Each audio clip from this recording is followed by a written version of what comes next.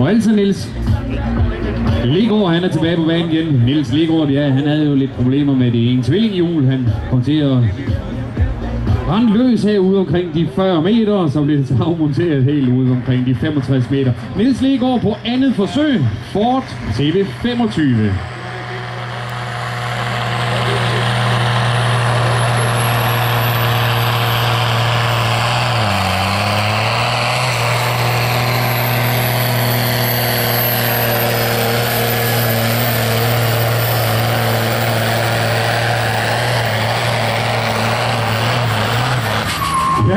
Ja, rolig Niels, det går